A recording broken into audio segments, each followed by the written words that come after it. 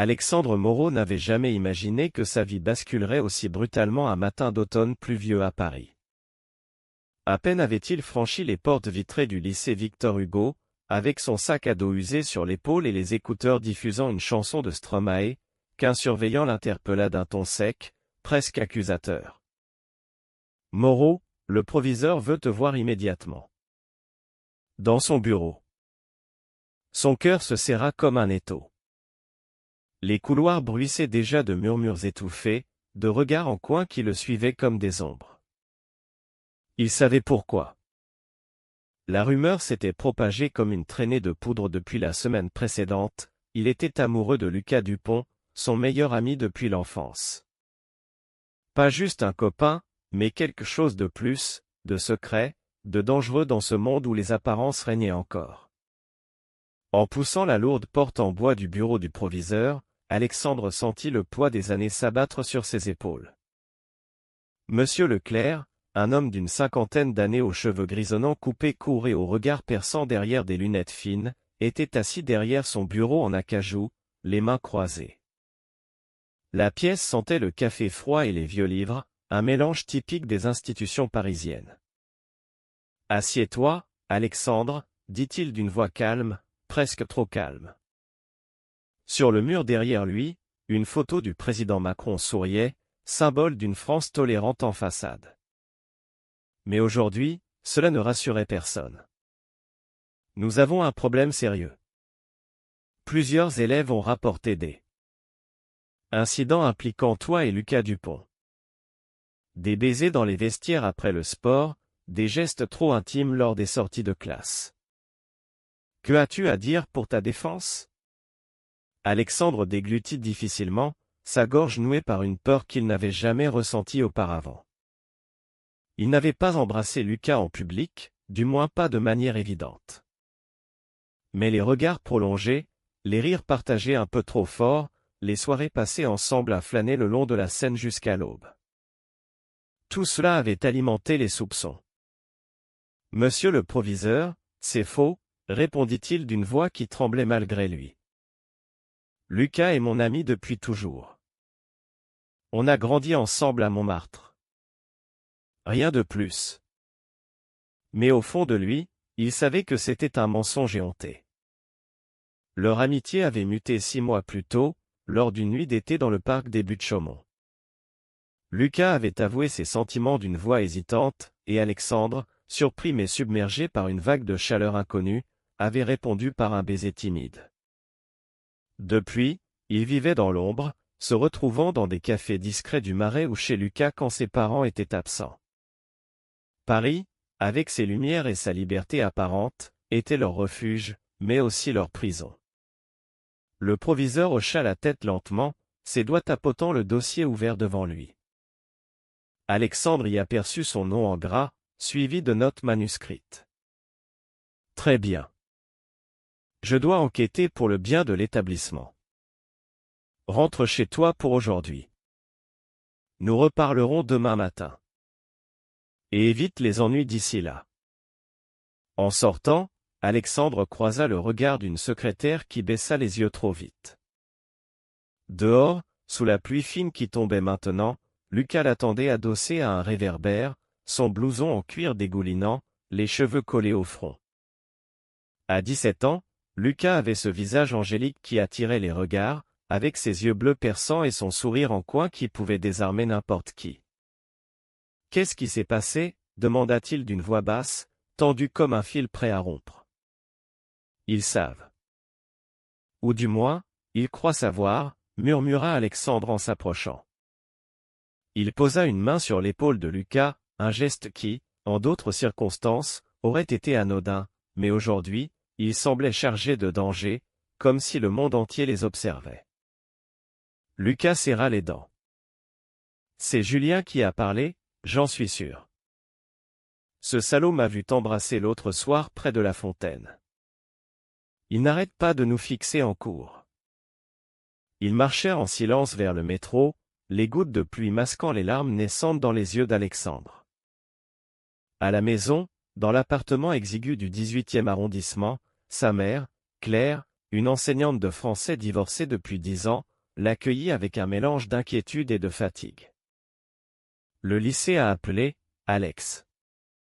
Qu'est-ce que c'est que cette histoire? Elle était assise à la table de la cuisine, une tasse de thé à la main, son chignon défait.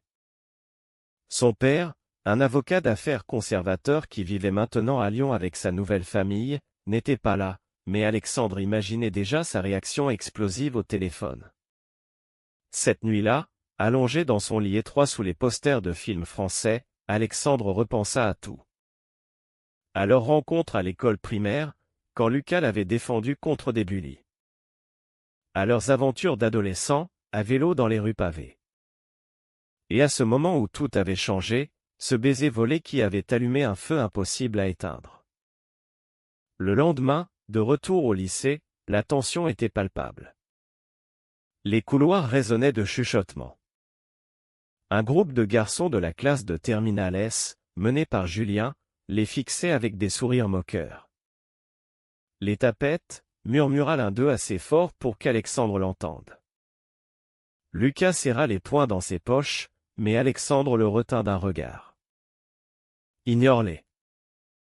On va s'en sortir. Pourtant, au fond de lui, il se demandait si c'était vrai.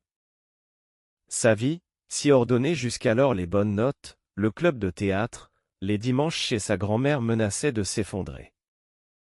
Et Lucas, son encre, semblait tout aussi perdu. Les jours suivants furent un calvaire. Les professeurs les observaient différemment, certains avec pitié, d'autres avec suspicion. Dans les vestiaires après le cours de sport, les douches devinrent un champ de mine. Alexandre se changeait vite, évitant les regards. Mais un soir, alors qu'ils rentraient ensemble, Lucas s'arrêta net au coin de la rue. « Alex, et si on arrêtait? Pour nous protéger. » Ses yeux brillaient de larmes contenues. Alexandre le prit dans ses bras, là, en pleine rue, ignorant les passants. « Jamais. On est ensemble. » C'était la première fois qu'il le disait à voix haute, et cela sonna comme une promesse. Mais au lycée, la machine à rumeurs tournait à plein régime. Et Alexandre ignorait que le pire était à venir, que cette convocation n'était que le début d'une tempête qui allait tout emporter. Le week-end arriva comme une bouée de sauvetage, mais il ne dura pas. Alexandre et Lucas passèrent le samedi après-midi dans le petit appartement de Lucas, au cœur du quartier de Belleville, où les odeurs de couscous des restaurants tunisiens se mêlaient à celles des baguettes fraîches. Les parents de Lucas, un couple d'enseignants progressistes, étaient partis en Normandie pour un mariage. Ils avaient la maison pour eux, un luxe rare. Assis sur le canapé usé, devant un film de Céline Sciamma sur l'écran, ils se tenaient la main, leurs doigts entrelacés comme une encre dans la tempête. « Tu crois qu'on va s'en sortir ?» demanda Lucas, sa tête posée sur l'épaule d'Alexandre. Sa voix était douce, presque enfantine, contrastant avec la force qu'il affichait au lycée. Alexandre caressa ses cheveux. « On est à Paris, Lucas. La ville des amoureux, non? Même si on est deux mecs. » Il essaya de rire, mais cela sonna faux. La rumeur avait déjà franchi les murs de l'école. Des messages anonymes sur Snapchat, des posts flous sur Instagram avec des émojis arc-en-ciel moqueurs. Sa mère, Claire, avait tenté de le questionner plus en profondeur la veille au soir. « Si c'est vrai, Alex, dis-le-moi. Je ne te jugerai pas. » Mais il avait nié, par peur, par habitude. Son père, au téléphone depuis Lyon, avait été plus direct, « Ne me fais pas honte, fils. Cette ville est pleine de déviants. » Les mots avaient résonné comme un coup de poignard. Le dimanche, ils décidèrent de sortir, de défier le monde. Main dans la main, ils marchèrent jusqu'au canal Saint-Martin, où les péniches glissaient paresseusement sous les ponts. Des couples hétéros riaient autour d'eux, des familles pique-niquaient. Pour la première fois, Alexandre se sentit visible, exposé. Un homme d'âge mûr les dévisagea, puis détourna le regard avec un rictus. On s'en fout, murmura Lucas. Mais le soir, de retour chez lui, Alexandre trouva sa mère en larmes dans la cuisine. Le proviseur a rappelé. Il veut une réunion avec les parents demain. Et ton père arrive de Lyon. Le monde s'écroulait. Le lundi matin, le lycée semblait différent. Les élèves évitaient leurs regards, ou au contraire, les fixaient avec curiosité. En cours de philosophie, le professeur, Madame Duval, une femme élégante aux cheveux courts, lança un débat sur l'identité. Qu'est-ce que signifie être soi-même dans une société qui impose des normes? Alexandre sentit les regards converger vers lui. Lucas, assis 2 rangs devant, se retourna discrètement, un sourire encourageant aux lèvres. Après les cours, ils se retrouvèrent dans la cour, adossés au mur de briques. Julien a tout balancé à sa bande, dit Lucas. Ils disent qu'on est une honte pour l'école.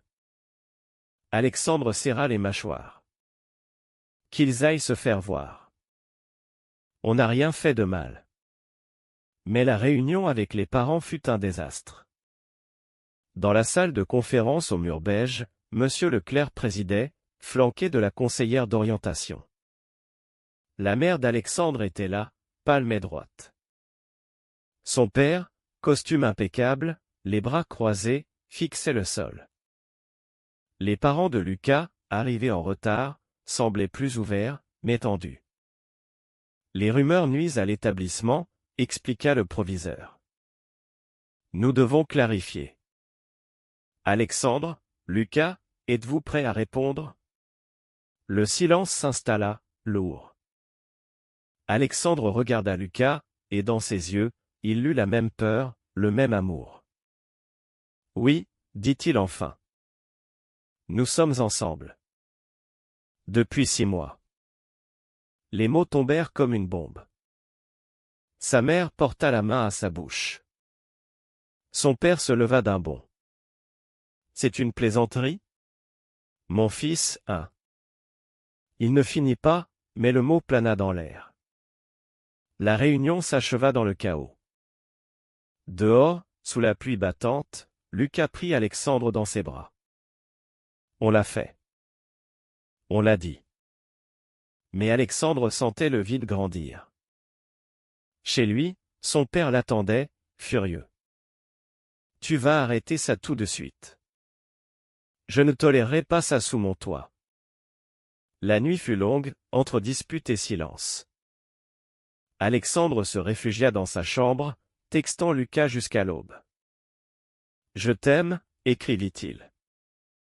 Et pour la première fois, il y croyait vraiment. Les jours qui suivirent virent la tempête s'amplifier. Au lycée, des affiches anonymes apparurent, gay égale maladie. La direction enquêtait, mais lentement. Alexandre et Lucas se soutenaient, mais les fissures apparaissaient. Lucas, plus sensible, pleurait en cachette. Alexandre, lui, se durcissait, transformant la peur en colère. Un après-midi, après un match de foot, Julien et ses sbires les coincèrent dans les douches. Vous deux, les PD, sortez de notre école. Des coups volèrent. Alexandre protégea Lucas de son corps, recevant un poing dans la mâchoire. Du sang coula. Le surveillant intervint, mais le mal était fait.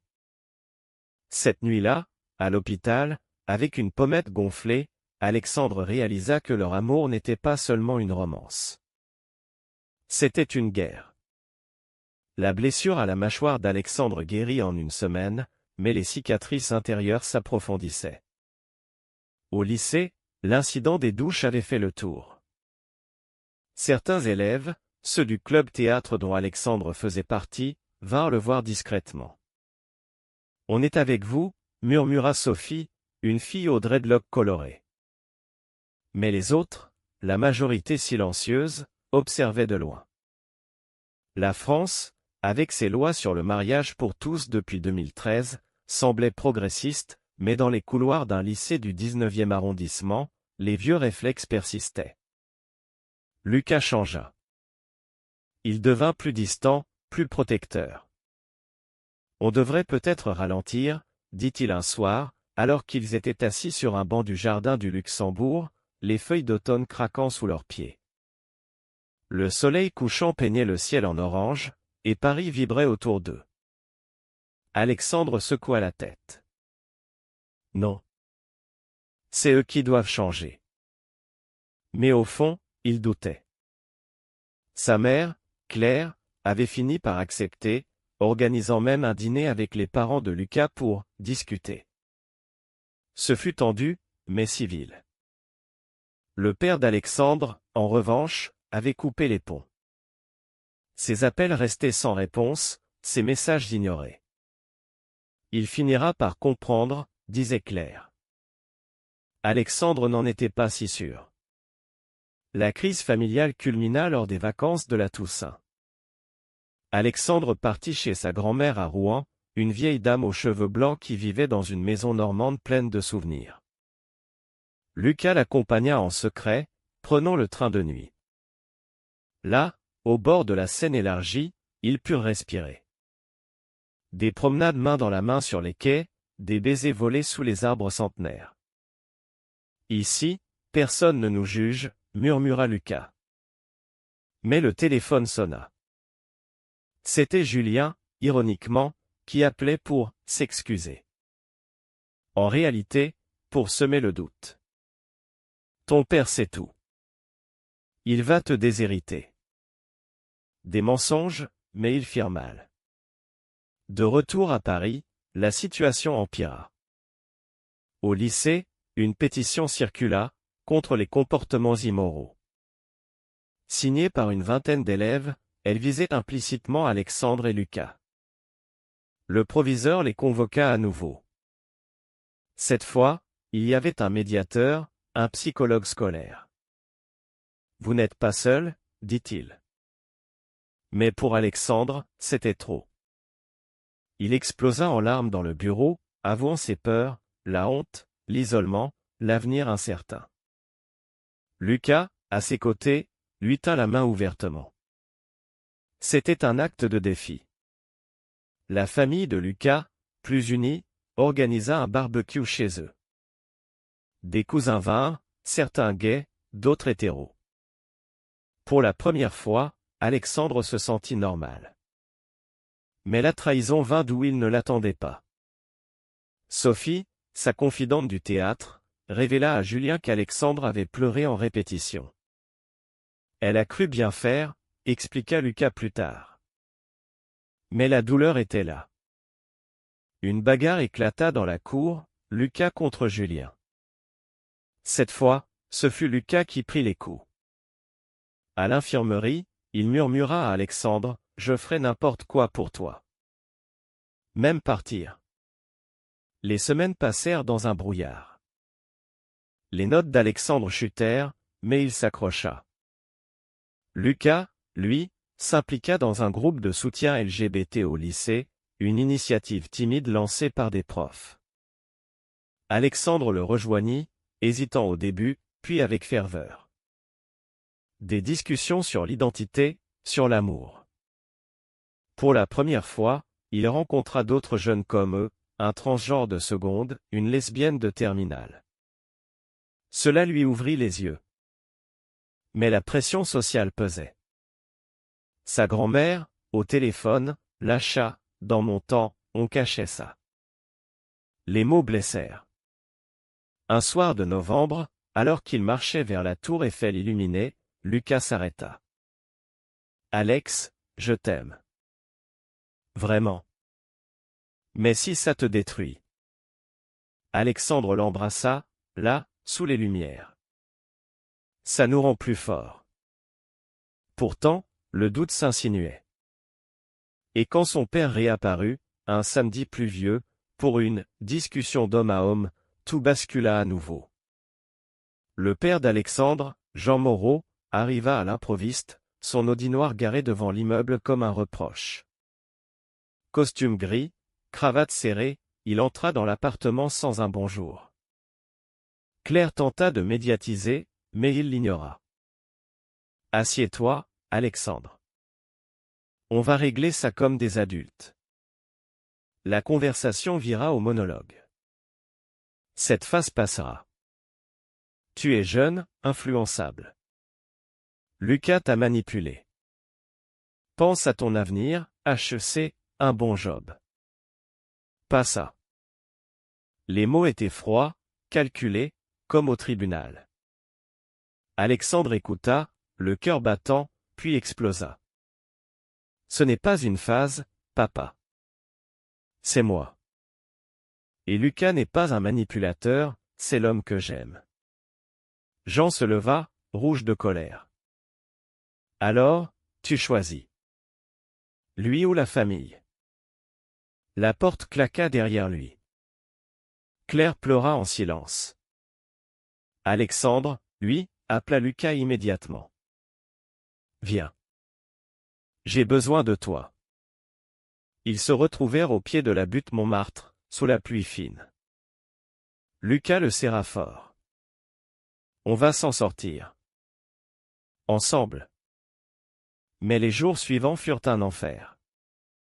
Jean annula le versement de la pension, forçant Claire à cumuler les heures. Au lycée, les choses empirèrent. Une vidéo floue circula sur WhatsApp, Alexandre et Lucas s'embrassant près du canal. Montée par Julien, elle fit le buzz. Des insultes en commentaire, des menaces. Alexandre s'isola. Il sécha des cours, erra dans les rues de Paris, passant devant le Marais où des drapeaux arc-en-ciel flottaient. Il envia ces couples ouverts.